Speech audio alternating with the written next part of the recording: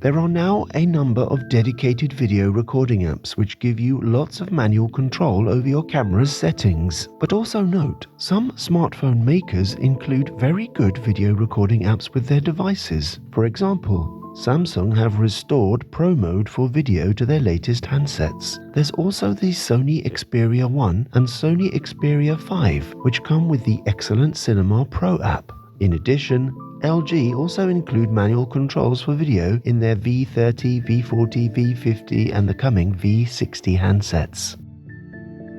While the all-round video recording apps are sometimes sold as turning your smartphone into a DSLR, I personally wouldn't go that far. But anyway, why would you want to do that? Smartphones are very light and very convenient, while DSLRs aren't. Most of us don't carry a DSLR with us when we go to do the shopping or take the dog for a walk. So let's qualify it and say this app gives us a huge host of manual controls in a camera we carry around in our pocket. I've picked up shots for my short films while on the way to do something else, because having FiLMiC Pro plus my smartphone at my fingertips every moment of the day means I'm able to grab these shots when the opportunity pops up. Due to the sheer number of different Android devices, all with different hardware and operating systems, video recording apps have variable functionality depending on the device. For this reason, some app developers simply refuse to offer an Android version, and recently, Moment stopped developing their app for Android phones too. On the plus side, there are two very good free open source apps for Android, Open Camera and HedgeCam 2, although they are pretty much the same app. Sometimes us video shooters are disappointed when a camera app doesn't work perfectly, contains glitches, or is limited in some way. But you have to remember these apps are generally very low cost. Well, compared to buying a DSLR or mirrorless camera plus lenses, or even free. And they're basically a hack into your smartphone's camera software. So we have to expect the unexpected.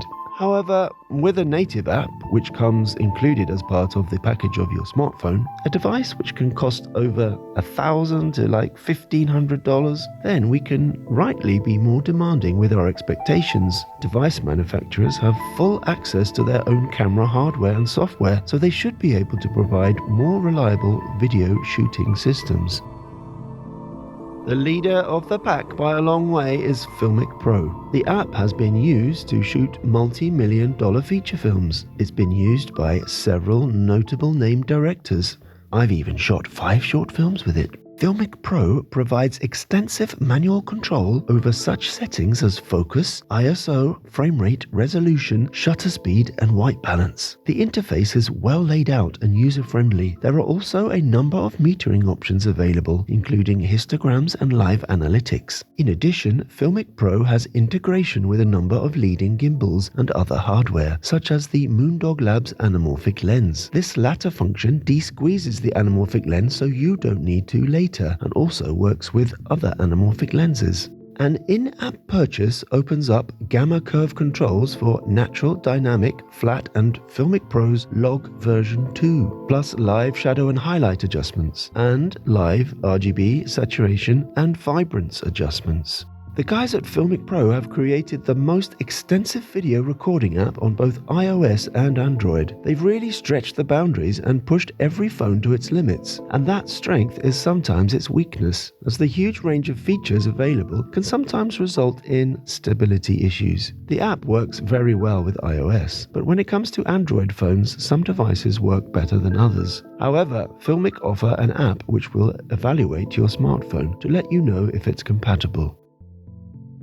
Moment are one of the most popular brands of smartphone conversion lens makers, and as a complement to their range of lenses, they developed a camera app which provides a range of manual controls for both photos and video. While the app has been released for both iOS and Android, Moment recently announced they will no longer support the Android version. Having said that, the app still works pretty well on my Samsung S9. Once installed, you can check which features are supported by your device, after you have bought it, mind you. I noticed that on my S9, 25 frames per second is not available, while on FiLMiC Pro it is. There's also less options for resolution, e.g. there's no 2K, only 720p, 1080p and 4K. While the Moment app doesn't have so many features as the FiLMiC Pro app, it is cheaper. Still, you are able to have manual control over shutter speed, ISO, focus, white balance and more. I actually really like the simplicity of the controls. The main settings are right there with a couple of taps, so you don't have to hunt around in settings menus for them.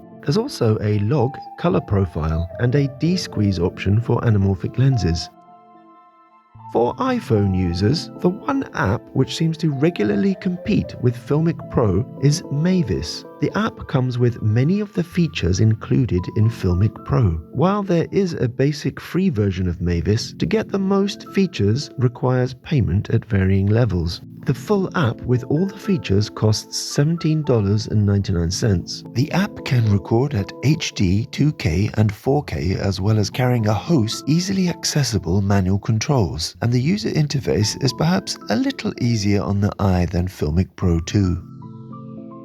Open Camera is a free, open-source video and photo app. Like the previous apps, you can access many manual controls, including manual focus, ISO, shutter speed and so on. Like FiLMiC Pro, there's even an option to shoot in log color profile. This app has a huge number of features available. However, they can be a bit overwhelming and hard to find. For example, you must enable Camera 2 API in the settings before you can use manual focus, white balance and other important controls. The FiLMiC Pro app, for example, automatically accesses the Camera 2 API.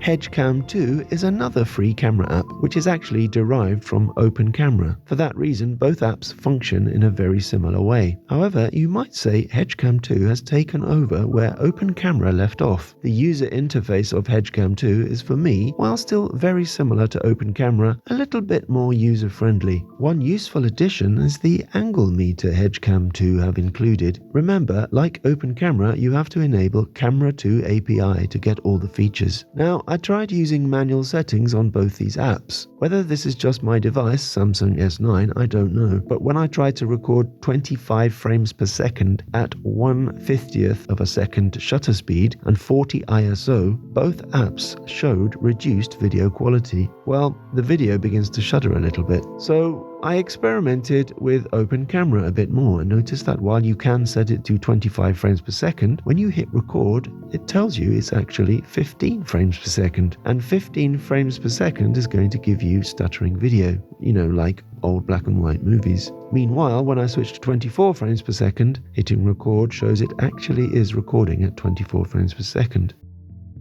The makers of household names in photo, video and web applications, Adobe, have a free app for video, photos and editing. The app is called Rush and is available for both iOS and Android. Going by the different store ratings, 4.6 versus 2.9 out of 5, the iOS users are happier than the Android users. While the app is free, if you want to export more than 3 videos, you will have to pay a monthly subscription. However, if you already have an Adobe CC subscription, then this app will come included. This allows you to integrate with Adobe's cloud service and export directly to their popular desktop editing platform, Premiere Pro. Once installed, switching to Pro mode opens up a host of manual controls. However, the only frame rate available on my Android device is 30 frames per second. Also, compared to FiLMiC Pro, the resolution options are limited. Still, you can adjust things like focus, ISO, shutter speed and white balance manually. The app also allows still photos to be taken as well as video, while FiLMiC Pro is video only. Having said that, the simplicity of the user interface might appeal to those who aren't looking for a huge range of controls and settings. Now, one thing to bear in mind is that Rush is actually intended as more of an editing app than a camera app, so you're getting quite a few options for video shooting and editing, all in one app. For iOS users, the app comes with an Apple Store Editor's Choice Award. However, even iPhone users have reported the app frequently crashing. This is a pretty good app with many of the features listed in the previous apps I've talked about. The main app comes with a price tag of $3.99. However, there is a free version with less features. It's actually a separate app with light added to the title. The app user interface has a similar feel to Open Camera and HedgeCam 2, but with less options and is generally more user-friendly. Compared to the free apps, Manual Camera makes it much easier to find the settings you want. That said, the app still carries a ton of features, including the usual manual focus, ISO, shutter speed, frame rate, and resolution. Manual Camera app even provides many of the live metering options available in FiLMiC Pro. There's various histograms, focus peaking, and so on. There's also a nice auto zoom when focusing feature. Now, while I was testing the app with my Samsung S9 and the default 30 frames per second, everything was fine. But again, as soon as I switched to 25 frames per second, the video recording began to stutter, just like with Open Camera and HedgeCam 2. Again, switching to 24 frames per second cured the problem. So this might be an issue with Samsung S9 devices, or it might be an Android issue in general. What I can say is that, as far as I can see, FiLMiC Pro is the only app which allows me to shoot video at 25 frames per second on my Samsung S9. What are your experiences with these apps? Let me know if you have an Android device and you're trying to shoot 25 frames per second and you're having any better luck than I am. Just let us know in the comments. Okay, that's it for this video. If you enjoyed the video, please like and subscribe, and I'll see you in the next video. Oh, just a quick reminder to let you know that if you'd like to support the channel and also get a great t-shirt, t-shirts are now available via Teespring. Check out the link in the description.